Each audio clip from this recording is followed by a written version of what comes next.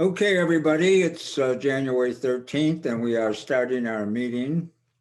Welcome to everyone from all over the world and from the United States and Canada.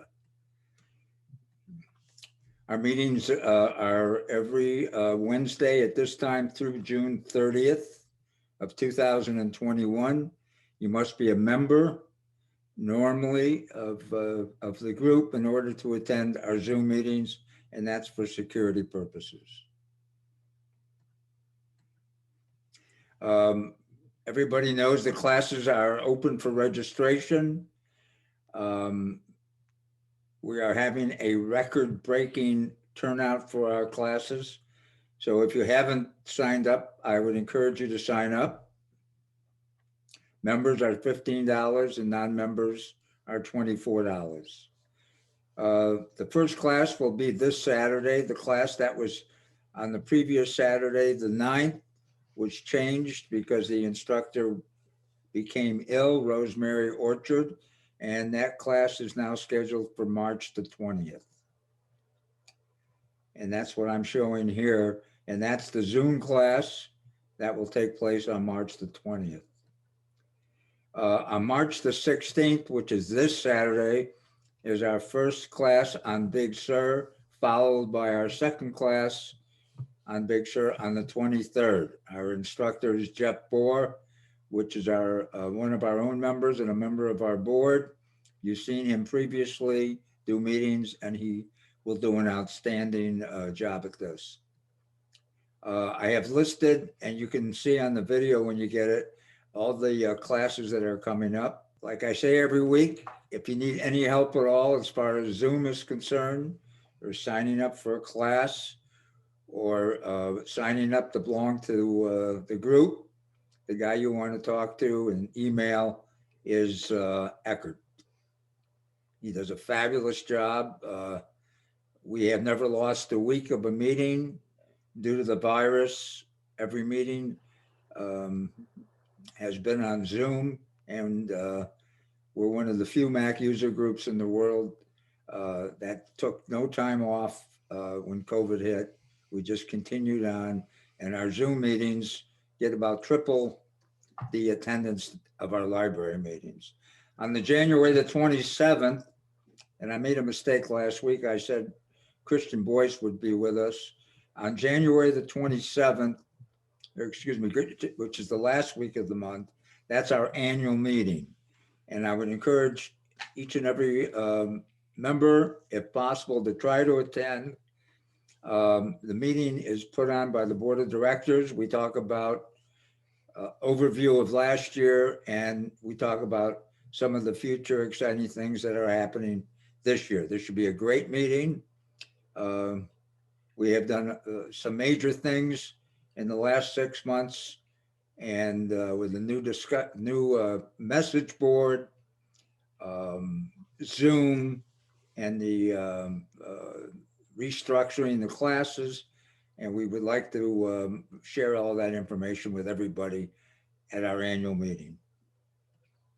On the 20th, this is where I made the mistake last week. I said Christian Boyce would be with us. Christian Boyce will be with us on February the 24th. On January the 20th is Wayne Mertz, our own member, and he will be covering genealogy on a Mac. And this will be a great meeting, and I will forward some further information about the meeting in my notices. Today's meeting is Mitch, and an iOS meeting, and Mitch, it's all yours. Okay, welcome everyone. We have a very good and interesting meeting today, and let me just minimize this. And let me just proceed to go over quickly the highlights of the meeting. Sheeta is going to do the first part of the meeting. I'll do the second part, and that's when you can all take a nap. So let me move on. Okay, we're going to do a few quick product overviews. Sheeta is going to spend some time going over the Owc Envoy Express, which is a very fast hard drive, external hard drive. And she mentioned that at the end of last week's meeting, and there was a lot of interest. So she is going to go over that. I'm going to go over, let me get back here. I'm going to go over the iPad mini, do a few highlights on that. I have 2 of those, and I have a 3rd one on order. I'm going to go over the phone holder that is put out by, now the name escapes me, but I've got it. Ameritech. Yeah, Ameritech. Not Ameritech. Is it Ameritech? No. WeatherTech. WeatherTech. Pretty close. WeatherTech. And I just got this at Christmas time, and I love it. Then I also am going to go over quickly this level lock bolt. And I've been looking for a good home kit lock to use, and this one is outstanding. And I was able to install it in 10 minutes with my existing door hardware. So I'll spend a minute on that. Then also, Sheeta is going to go over multitasking and split screen on the iPad. She uses that all the time. I don't, and I know I went over it in the fall, but I forget most of what I went over. So I'll have a good learning experience there, I'm sure. I'm going to go over then preparing your iPhone or iPad for sale, preparing your Apple Watch for sale, or getting a new watch, and other Q&A plus discussion. And also in the chat area, I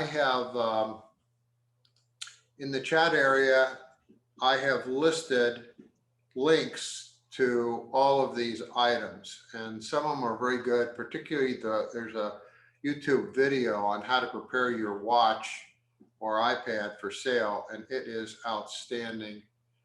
And so with that, I'm going to turn it over to Sheeta. Thank you, Mitch. Thank you very much. Mm-hmm. All right. Always the question, can everyone see my screen? Yes. Yes. Okay. Yes. The first thing I want to say is that I am having some serious internet problems over here. So if I leave out, I will be back, but there's a possibility I may space out. So anyway, I wanted to go over the Envoy Express Thunderbolt 3 enclosure. And the reason I wanted to go over it is because there are times when some of us really need speed for what we're doing. And especially if you have a Thunderbolt 3 MacBook or computer like I do, if you do a backup and you want to possibly use that back over it or need to use that backup, you want a backup drive that's just as fast as, or not just as fast, but relatively fast. And this particular enclosure has a read-write speed of up to 1500 megabits per second. And it's bus powered, so you don't have to have an adapter attached to it. And it has what's called non-volatile memory. And the M.2 is actually just referring to the shape of the drive or the memory. So it's 22 millimeters by 80 millimeters, which is like the size of a stick of gum. So that's what the M2 means. So you have this M.2 NVMe SSD in a sort of ominous description, but it's just indicating the size and the type of memory. I found it to be relatively affordable. You have Thunderbolt drives that can cost far more than this. The great thing about this enclosure is the enclosure itself is $79. I purchased a drive that is 1 terabyte for it, and it was $149. You can get a 4 terabyte drive, and you can get a 8 terabyte drive to fit in this enclosure, and you can swap them out anytime you want. So the great thing about this drive is that it's fast and it's flexible, and I consider it affordable for what I need it for. And I even did a speed test on this. At the time when I purchased my MacBook Pro in 2017, it was not, if not the fastest, the second fastest laptop available in the industry. The read-write speed on my MacBook Pro is anywhere from 1700 to 2100 megabits per second. And with the Envoy Express, I also did a speed test on it, and I got 1200 to 1400 megabytes per second. So it was really fast. And that's something that I want to show you, how easy it is to put together and how fast it is, because when I did my initial backup after I put the drive together, what normally would take 4 or 5 hours in, let's say, one of those, my passport drives, took about 20, 30 minutes. So in this case, speed was a wonderful thing. So let me hide this and show you how easily I put this drive together. So I'm showing you this on my iPhone. I'm using my iPhone as a camera to look down on my desk. Here is the drive that I have right now that I use as a backup. It's attached to my computer right now, very small. And what I also have here is a new one that I'm going to put together and show you how to do that, how to format it and use it. So I've already taken it apart. Here's the box that it comes in, and I purchased it from OWC, Other World Computing. I also purchased memory, 1 terabyte or drive from them as well. So I've taken the back off already, and I'm trying to get this so you can see this better. Okay, I've taken the drive off already. This is the enclosure. Here's the back. Here are the 2 screws that hold the back in place. This is the 1 screw that holds the drive in place. And here is the drive. And they also send you the screwdriver to put all of that together. So just quickly, you take the memory or take the drive and you put it into a slot here. You push it in, you want to hear it click, and it will actually be up at an angle like that. And you push it down, and let's hope this doesn't fall on the floor. You know how little screws always do. And of course it fell in there and I can't get it. So just bear with me while I put this in. So I got it in. We're not seeing your picture from your iPhone. You're not? Yes, No. yes, we are. Yes, we are. I see it. Oh, I okay. see it. Oh, Okay. all right. Sorry, I don't. I'm on a Mac, iPad mini. Maybe that's it. Okay. All right, I'm going to continue. Thank you, though. The video will be available after that. So I've put the drive in. I'm going to put the back on, and the back slides. And let's make sure that's in. Yep, that's in. Cheetah, Yes. do you have to ground the surface that you're working on? I don't recall reading that in the instructions, so I would say no. I would say that it's always safe to do that. So if mine blows up, this is probably why. And so I'm just putting the screws in place. The double E here says that a conductive surface is always recommended for working on. Okay. All right. Thank you, Jim. All right. So this actually is like a carrier. You can attach this to the back of your computer. It has a like sticky surface, and you can actually like pull it off and put it back on numerous times.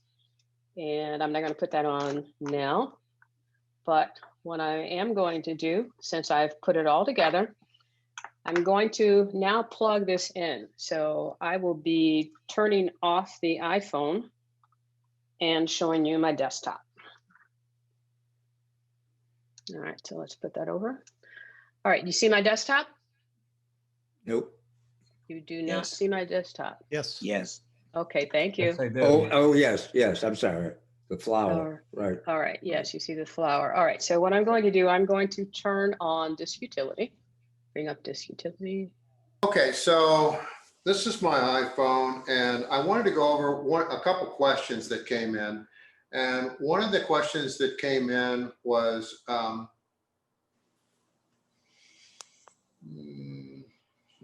get it here.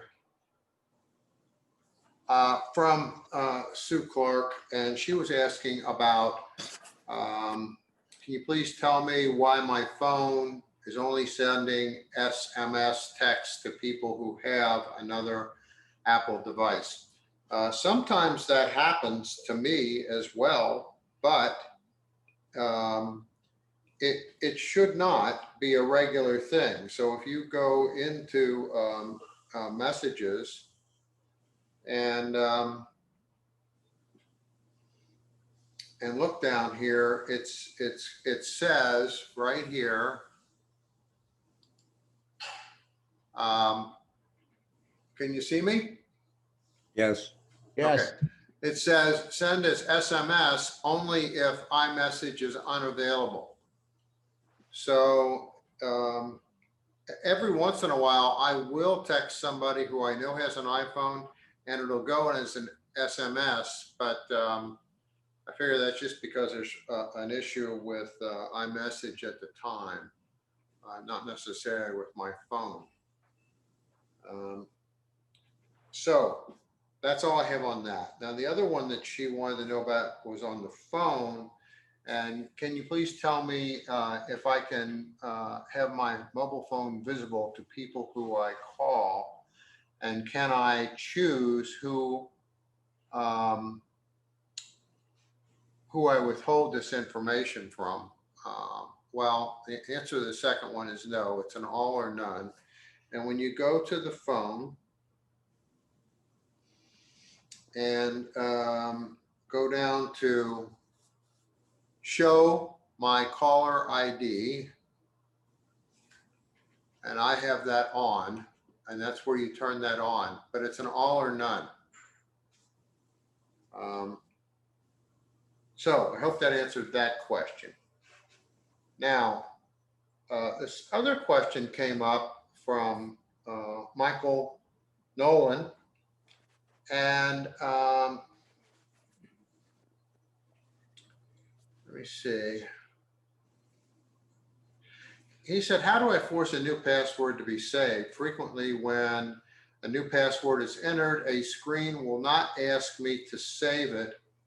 Will ask me to save it, but not always. How do I force a save?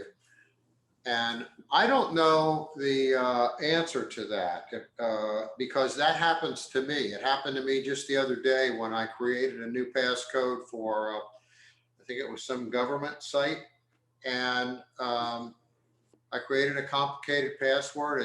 It said, you want to create a complicated one? I hit that button, but it didn't ask me to save it. And I've had that problem before. So I've gotten the habit of when I create the passcode, almost all the sites will say reveal the code, and I will copy it. And so if it doesn't save it, I have it and I can log out and log back in and put it in, and then it will save it. I talked to Sheeta about this, and she said she had not experienced this, but I would ask, do other people experience this? And is there a different answer that he might try? I've experienced it, but I don't have a clue what causes it. Yeah, okay. George, any comment? I have not experienced it. Yeah, I experience it about 30 or 40% of the time. Sometimes, Mitch, what I do is I copy it, but I find out it doesn't comply with the requirements. Oh, I found that out too. But when I copy it and it does comply with the requirements, I mean, I can paste it right in and log in.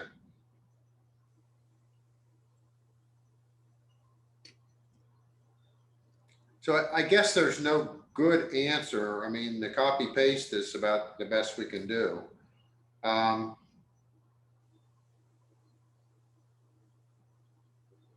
Then he also asked about, in the list of passwords on the site, where one or more passwords is saved, how do I clear them out so that the correct password is the only one saved? And unfortunately, that's pretty much a manual task.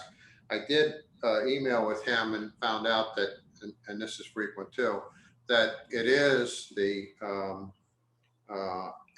passcodes that are on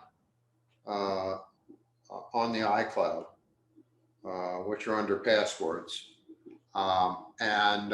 Right here, I don't want to get that up because it'll start showing mine. But I have the same thing, and I'll go through that list, and there'll be certain sites where there'll be 3 or 4 different passcodes, sometimes different usernames, and every once in a while I try and go in and clear it up, and sometimes it's correct. Like for Bank of America, I have 3. Because I have one that I use to sign in to Bank of America, and I have one that I use to sign in to their fraud alert area, and then I have one that I use to sign in to benefits because I'm tied into their benefits. So sometimes it's legitimate, but there are other sites where there are just a lot of them, and it just seems like over time Apple hasn't done a good job of clearing those old ones out when you replace them with a new one. Any comments on that?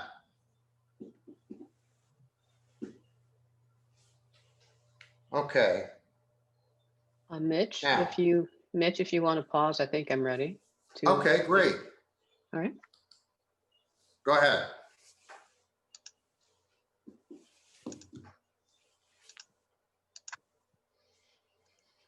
All right. Can you see my screen? Yes. Yep. Yes. All right. All right. I'm going to go ahead and now plug in the drive that I just created. And you should see disk utility. I could not get disk utility to show up.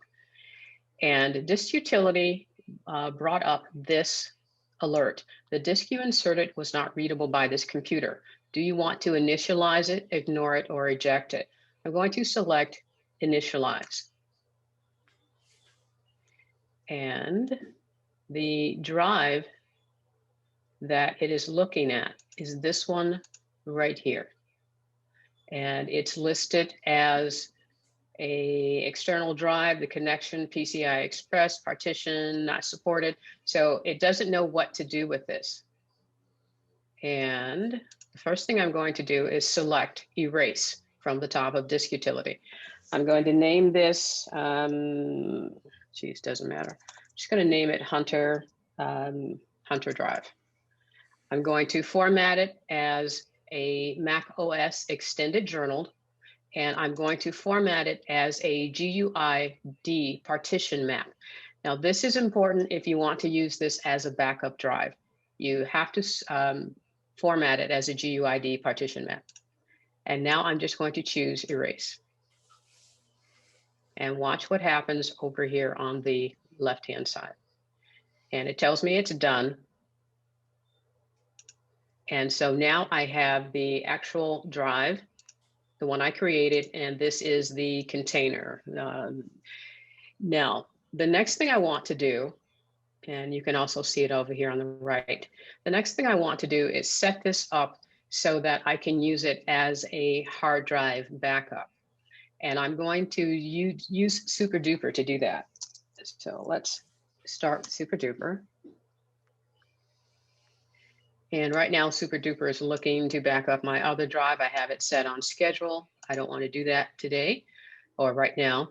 I want to tell SuperDuper, I want you to copy my hard drive, and I want you to copy it to the new Hunter drive. And I'm just going to select copy now. And when I select copy, it's telling me, hey, you can't do that right now because your hard drive, internal hard drive, has a different system than what's on this drive that you're about to create. So I need to first convert it. And it wants my password. Sheeta, you're not on Big Sur, are you? I am not on Big Sur. Okay. All right, so now this drive is copying my hard drive from, for copying my hard drive onto this new Envoy Express drive that I just created. Now, this is when I'm going to turn it over to Mitch, because this process normally takes, if I use my normal, like my password drives, and start this process by initializing the drive and then tell it to copy, that process will take about 4 to 5 hours, because my hard drive has, let me show you, my hard drive has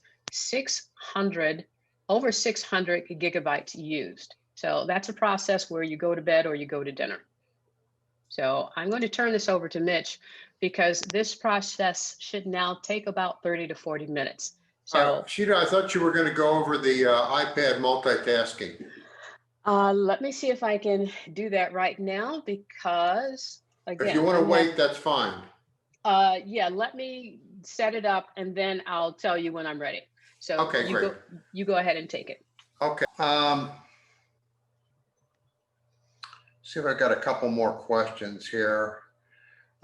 Jerry King sent in several questions, and I think most of them have been answered. Jerry, are you out there? Yes, I am, Mitch. And Have all of them been answered, including the last one about marking messages read and unread? yes, Sandy gave me the answer to that one. Okay, because I knew you posted those on the bulletin board. Yeah. So good. I'm glad you're all set. The only questions I have are the ones that Cheetah will address when she gets up into. Exactly, which is what we discussed. Okay, so one of the things I did want to go over real quickly, though, is one of Jerry's questions was about on how you mark things read and unread. There's a couple things I'll show. This little thing down here, in case you've forgotten, what that does is if you hit that, it will only show messages that are unread. Probably ought to go to a different mailbox where I don't have so much stuff. Okay, so if I hit that here, it only shows one message unread. Now, if I go back in here into this inbox and I want to, what Jerry had said is if sometimes in the morning I'll read some things and I want to go back over them later, so I want to mark them unread. There's a couple ways you can do that. One is you can pull over to the right and mark it unread. And you see that there's another one, okay? That's the one way to do it. The other way to do it is hit the edit button at the top, okay? And then select the items that you want and mark as unread, the second item down here at the bottom. Okay, so that's the couple ways that you do that. Takes a couple steps, but that's it. And then of course, to mark them as read, you just go like this and mark as read. Okay, back to where we are. So that takes care of that one.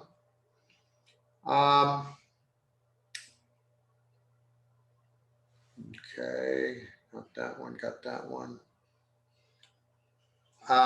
Okay, now I think there was one other one that came in late. If I have time, I'll get to it later, but I wanted to spend a little time going over the steps that you take if you want to sell your watch or you're getting a new watch, and I'll do that first. So you go into the watch area. I have all this watch stuff in a folder.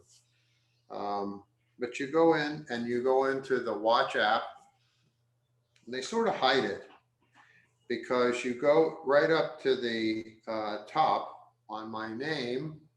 No, on my, come on, where is, oh, on all watches right here. And then this is where you would add a second watch if you had two watches, but you hit this little eye over here. And then you hit, first of all, you hit find my watch and turn that off, and you hit unpair the watch. And when, unlike the phone, the only time the watch is backed up is when it's unpaired. It's not backed up every night. The phone is, and the data on the phone is that the watch is put over to the phone, but the actual watch is not. So when you hit unpair it, it's making a copy. So if you get a new watch, you plug it in and you'll have a backup. That's how you do the watch, okay? And you also want to do the watch if you're selling your phone. And this is the first thing you want to do is unpair. You're first going to want to do a backup, and then you're going to want to unpair your watch. Okay, so that's how that works. Now, then to do the phone, and the phone is the same as the iPad. So you go into settings, okay? And you go right up to the top where your name is, right here, and touch on that. And I don't have any secrets showing here. There's a couple emails, but everybody's got my emails anyhow. These are all my devices.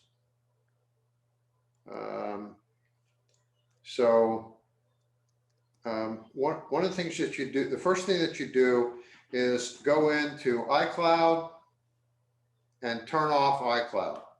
Back up your phone and then turn off iCloud. Okay. You want to turn off.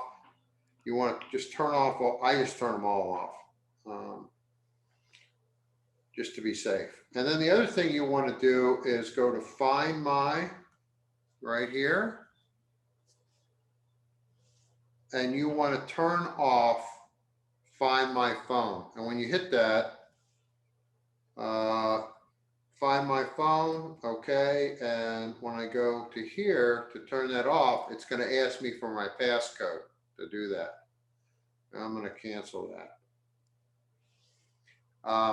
And you have to do that. Those are the first things that you have to do. Once you've done those couple things, you want to go back into settings and go all the way, go to general, right here. General, go all the way to the bottom to reset. And you want to go erase all settings and all content and settings. And it says, do you want to back up and then erase? And again, if you've just backed up, you can skip that step, but you could back up right there to iCloud. You could also back up to iMazing, which would be a good second thing to do. And also, if you wanted to, you could back up to iTunes. Or I guess it's not iTunes anymore. It's, where is it? It's in the, I think it's in Finder. But you could back it up on your computer as well. And then you hit this erase now, and you have to enter your passcode. And it'll ask you then 2 more times, do you really want to do this? And then you do it, and you're done. So those are the steps, and they're the exact same steps on the iPad. Now, again, in the notes or in the chat area, the first thing in the chat area, I've got 5 or 6 links. There's an article from Apple on how to set up, the steps you need to do to get your phone or iPad ready. Then there's a video on YouTube that is outstanding. I actually just found it this morning. And the guy does a really good job. The only thing he doesn't do is he doesn't go through the steps to unpair the watch. But other than that, it's a superb video, and it's only 3 minutes long. And then there's an article on how to do the watch. Okay, any questions on that?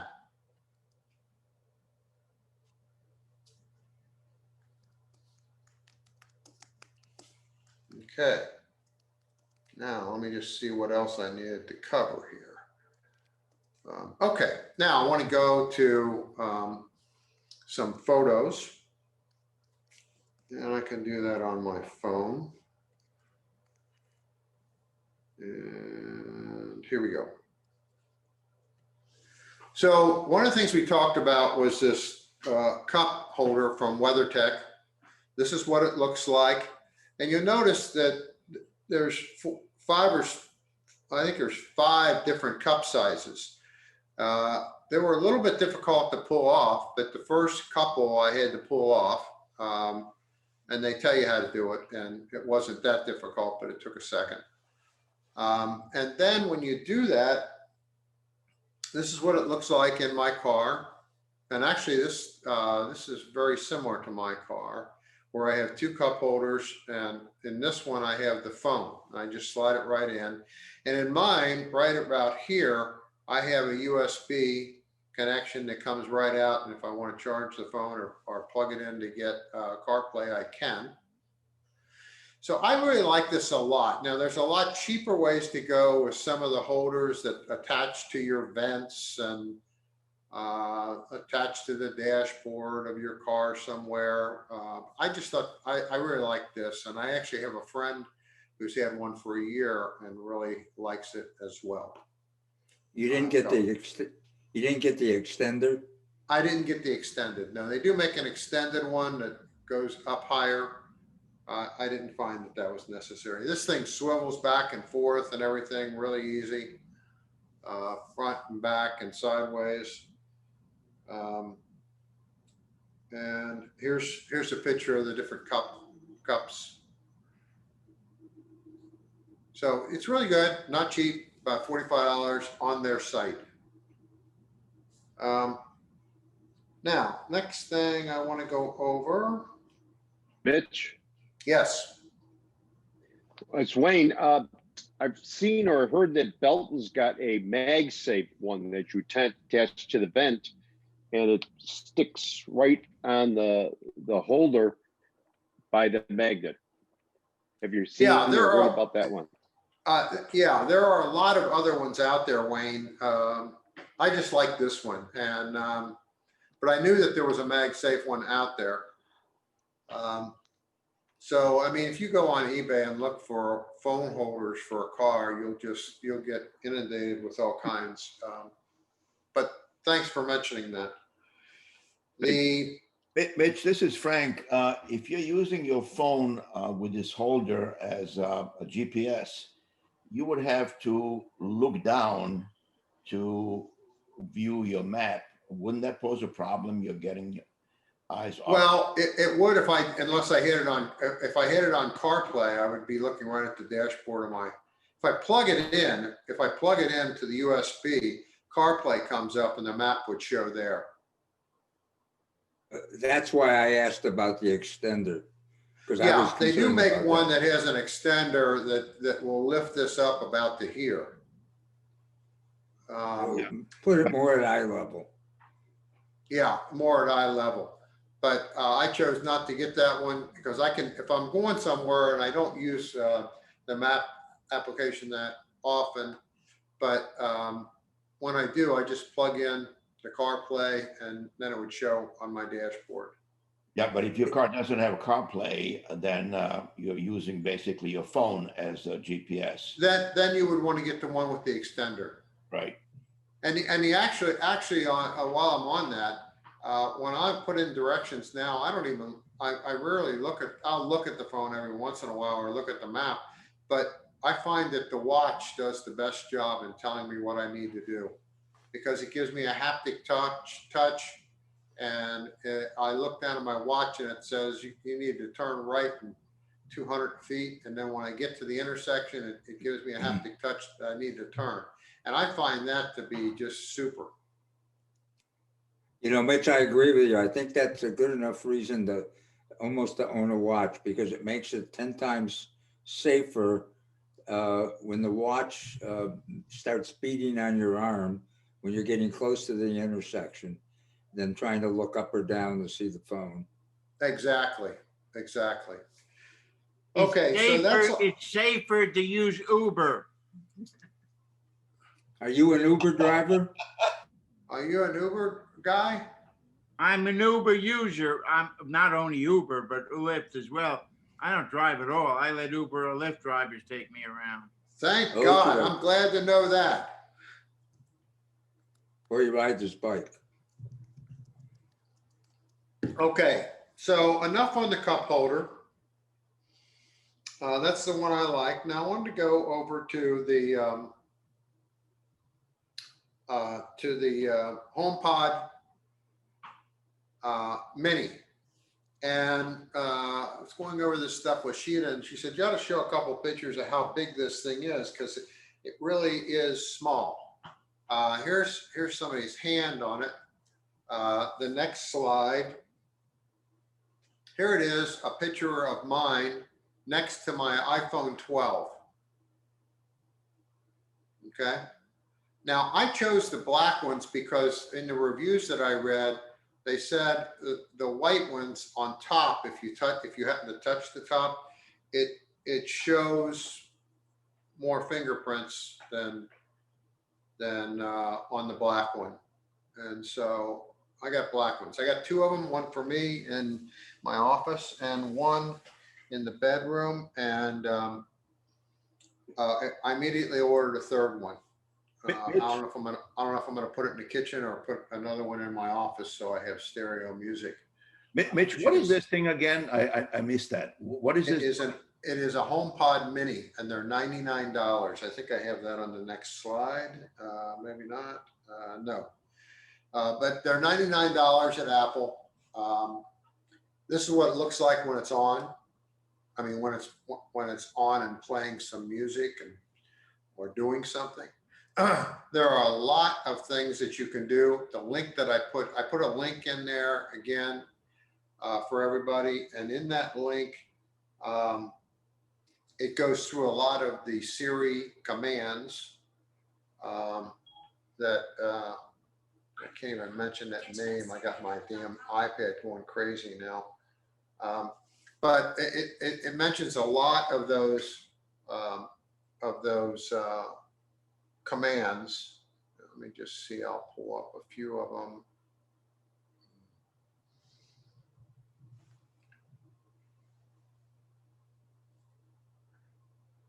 While that's coming up. So this is what it looks like when it's on. The only thing that some people have said they don't like, and I don't like it, is the cord is fixed to the unit.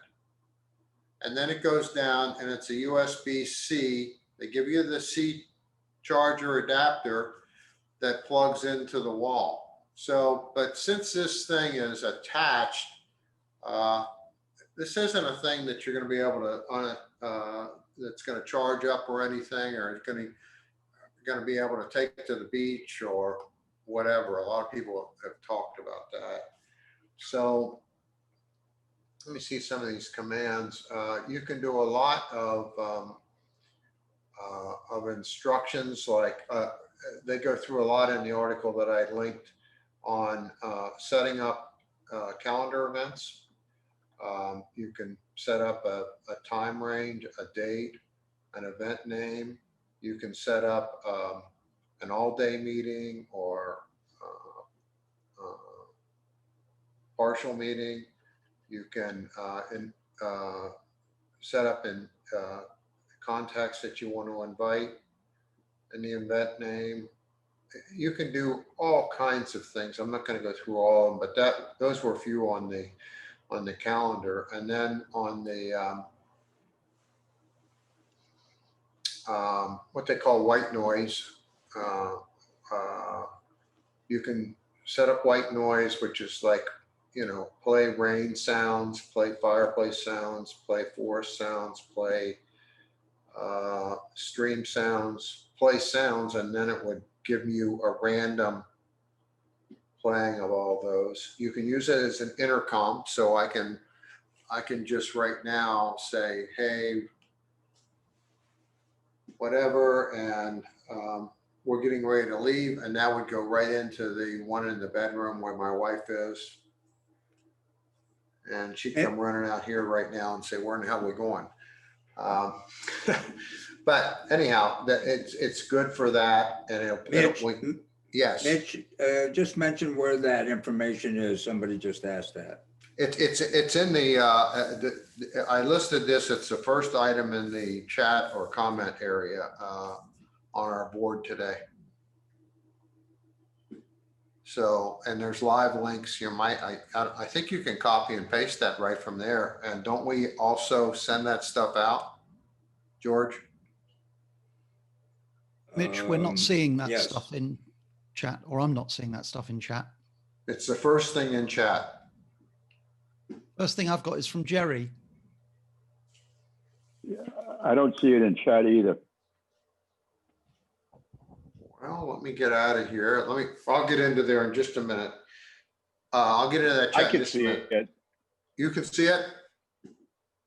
It's the first one in there. You got to scroll up to the top because it's before Jerry's, because I put it in like at 11:05 before anybody was here. No, it may only be in your chat the after you host. signed in. This is Eckhart, the host. Unfortunately, it is not in the chat box. I don't see it. And I have. Well, I'll put it in there again. I'll No, put it why in there don't, again. Mitch, why don't you put Yeah. it on the message board? You mean Please. the club message board? Yes. Okay, I'll put it in there. I'll put it in there. It'll be under today's meeting. Okay. I'll do that in just a little bit after the meeting.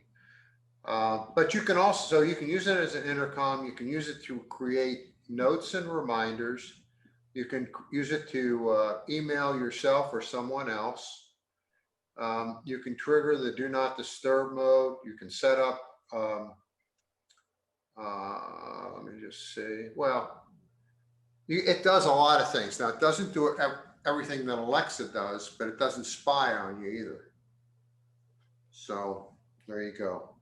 Now, there's one more thing I wanted to show, and I don't know if Wayne has seen this, but I just got one of these, and I was so impressed, I thought I'd show it to the group. This is put out by Level Lock. They make two devices. This is the Level Lock Bolt device, and they put in, they also have a Level Lock door lock device that is the whole doorknob and everything else.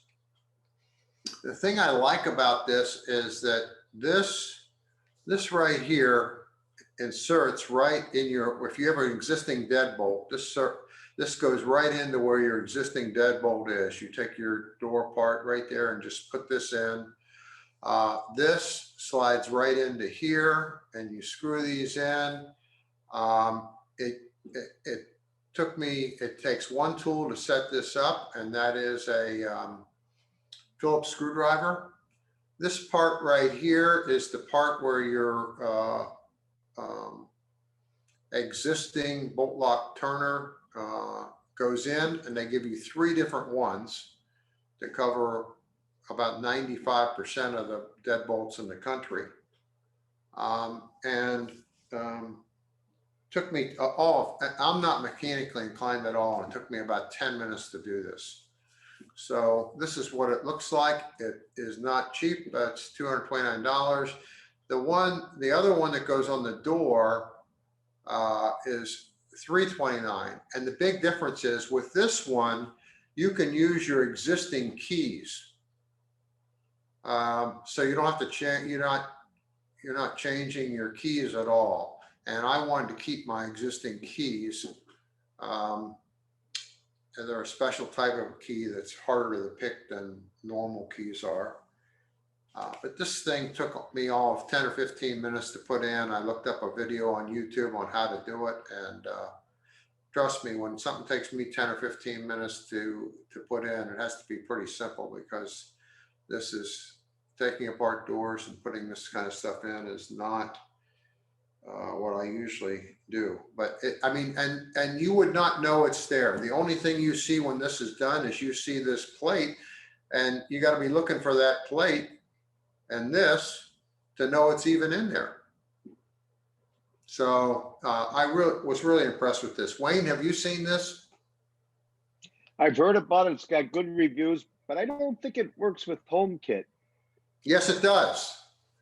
Oh, it does. That's why I got it. It works with HomeKit, and it works when you're, I was 5 miles away from the house the other day and locked the door and unlocked it.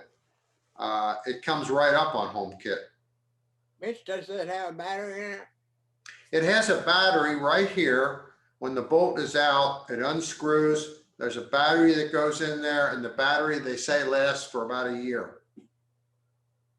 Mitch, does this work on Wi-Fi or Bluetooth? It works on, I think both, but I know it works on Wi-Fi.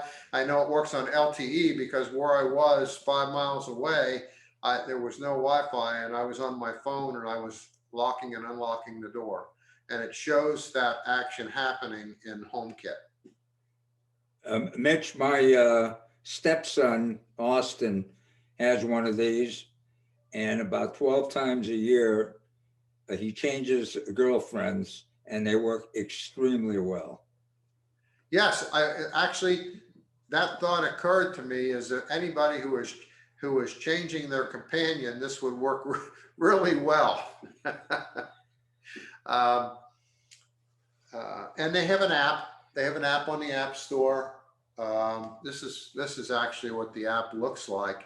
But you need the app to set it up, but you don't need it. It's right in HomeKit, and that's where I go to do it. I can actually show that real quick. Let me share that screen real quick. Just show you a update of what's going on. Here is the process so far of this backup. I'm actually almost done, and it's been 28 minutes. So while we're waiting for, I'm going to go ahead and get into split screen. Someone asked about this feature. Split screen is a feature that actually came out on the iPad about 5 years ago. It's not a new feature, it's an old feature, but it's one that some people don't use and don't know about. It's not available on every iPad. And I think when it first came out, it was only available on the iPad Air 2s or something like that. So I have an external keyboard and an external mouse connected to my iPad. To get split screen to work, all you have to do is, let's say I'm in the Safari app and I want to open up a Pages document or work with a Pages document or copy information or copy links. And this is actually how I work with the split screen all the time. When I do testing, I'll have the app that I'm testing on one side of the screen and I'll have the Note app on the other. So while I'm in any particular app, I can pull up the dock and I'm going to just hold and press on Pages until it gives me some indication that I've pressed on it.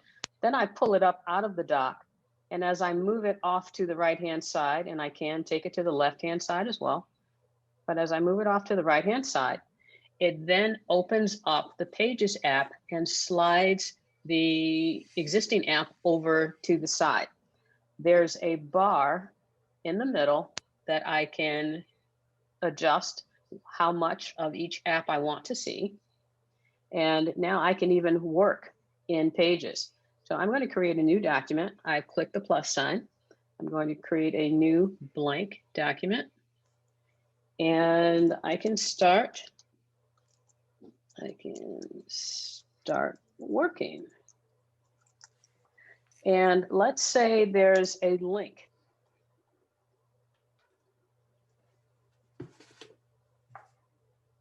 Or anything. So let's say, for example, if I want to, let's say, I can copy that and I can paste it over in Pages. So it's really easy to use. It's easy to work with.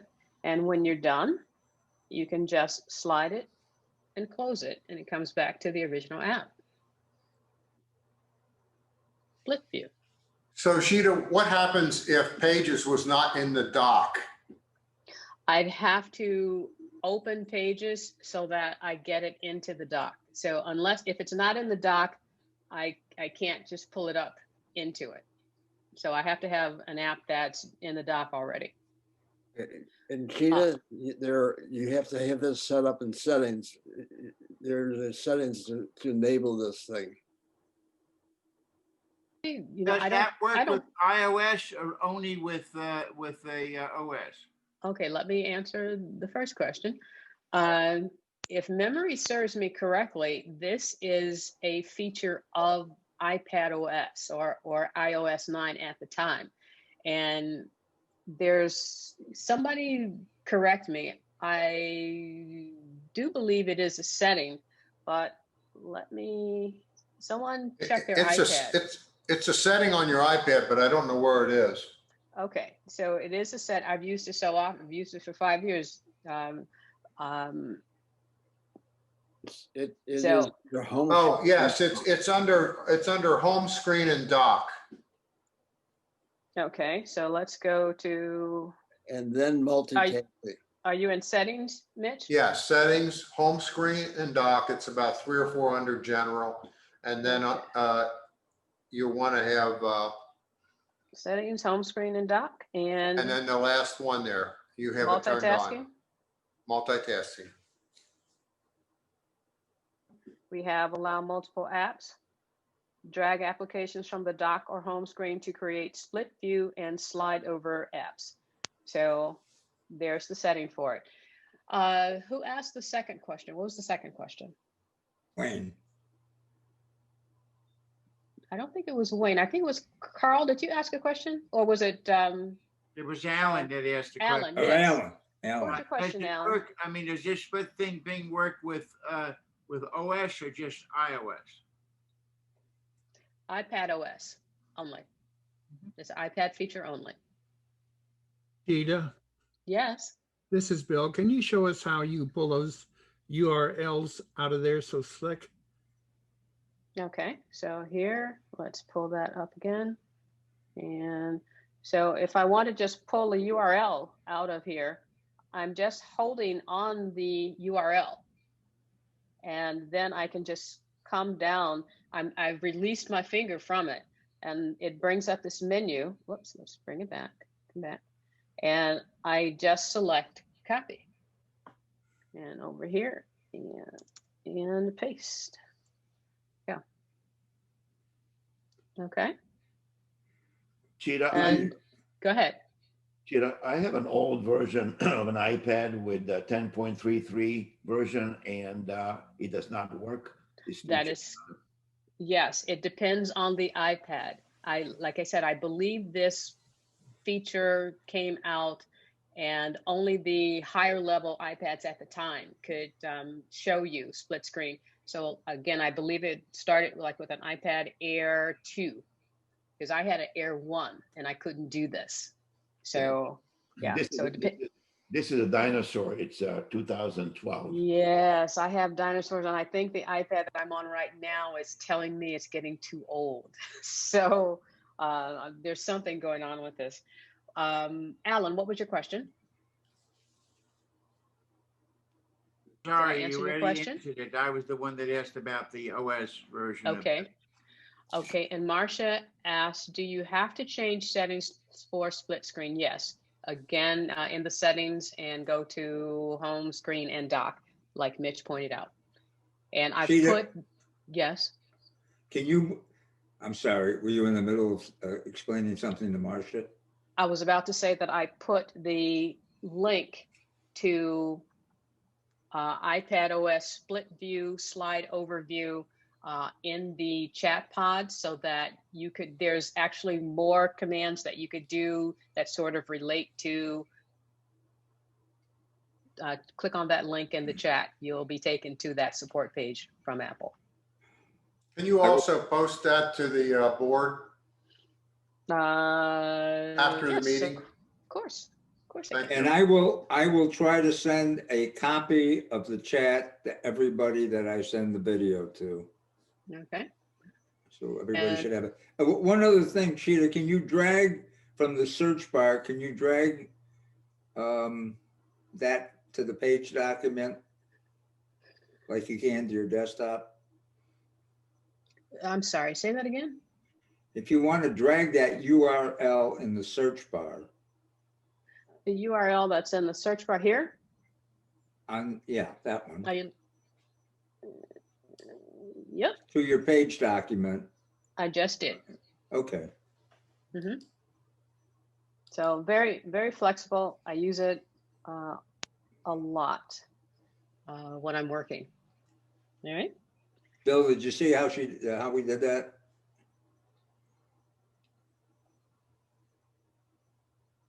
Okay, well, while Bill is answering, I've come back to my super duper backup, and I am practically done. I just have that little sliver right there of processing to do, and it's taken 37 minutes so far to copy over 600 gigabytes of data. That includes video files, lots of photos, and regular text files, Photoshop files, image files, all kinds of stuff. And the reason that I got this drive in the first place is because of this. And actually the main reason was because I tried to, you always want to test your backups. You don't want to just make a backup and then just assume that it's working. And actually, let's see if I can show you how you should test. Let's open up System Preferences. And after you create a backup, to test your backup, you want to come to Systems Preferences and you want to select Startup Disk. And Startup Disk will then show you the drives that are compatible with your computer that you can start up from. Here is the existing backup that I have. This is my computer, and this is the backup that it is creating right now. So once you create your backup, you want to unlock, and then you want to select the drive, and you want to then choose restart, and it will restart and it will bypass your hard drive and it will use the backup drive. And then this is how you check to make sure that your backup actually works. So I was using my passport drives, and it was taking a good 20 minutes in order for my backup to start up my computer. And that was unacceptable as far as using as a backup. So this is why I was prompted to get these faster drives for my computer. And as you can see here on the left-hand side, my backup is now finished, and we're looking at 40 minutes, 41 minutes. Now I've set this up so that it does a smart backup on my original backup here. So I've set it up so that it only backups the material that has changed on my computer on a daily basis. So the rest of the data stays in place. It only backs up the new data, and that takes about 10 minutes now, where it used to take anywhere from 30 to 40 minutes on the passport drives. Sheila, So, how long does it take to open the new drive up? the same amount of, what do you mean open the new drive up? In other words, when I do the backup? if you were going to use that drive now as your Startup drive? Yeah, how long will it take to open up? Can you show us? No, because then I would have to, it would quit my computer and it would take me out of here. It behaves just like my computer. Okay, I showed you the speed test. The speed test on the left is my computer. The speed test on the right is the Envoy Express. There is a difference, but it's not enough difference for it to take 20 minutes to start up my computer versus just starting up my computer as So normal. it basically just starts it up. Basically just starts it right up. All right. So Well, that's super duper have it because my drive is now backed up, And let me hide this and let's take a look at this drive. Let's open, no, I don't want to open it up. What I want to do is show you how much data is copied on this drive. So there is right here, 661 gigabytes of data has been copied, and that was 41 minutes. Okay. All right, I am done. Mitch, it's all yours, or George, you can take it from here. Excellent. I'm finished as well. I covered mostly everything that I wanted to go over. I have a comment if I can add it. Sure, Michael. Someone asked a question about whether or not you can use split screen in the Mac OS, and you can. Works same way. Okay, great. Sheeta, do you know how that drive compares with the one they sell at Costco? The external drive, the SSD, whether it's dramatically faster? It is dramatically faster. I seem to remember the read-write speed of that drive sold at Costco was something like 500 millibytes per second, or millibits per second. So it's 3 times as fast. Okay. Or 3 times faster. Super duper written for the latest Mac OS. No. Big Sur Super Duper right now does not work under Mac Big Sur. Yeah. So that's the, if there's anybody that's depends on Super Duper, I would continue to wait to install Big Sur until we get word from Super Duper and Apple that they'll work together. And it should, I would assume that it's going to happen momentarily. George? Yes. Jim Corsica. Do you know if the Super Duper people are actively working on this improvement? David Nanyan is. He's the developer of Super Duper. Knowing the Super Duper people from my the past, I would assume they're right on top of it. Okay. Because that's all I'm waiting on. And Sue Clark asked, does Carbon Copy Cloner work on Big Sur? Yes, it does. And what about 1Password? Yes, it does. Okay.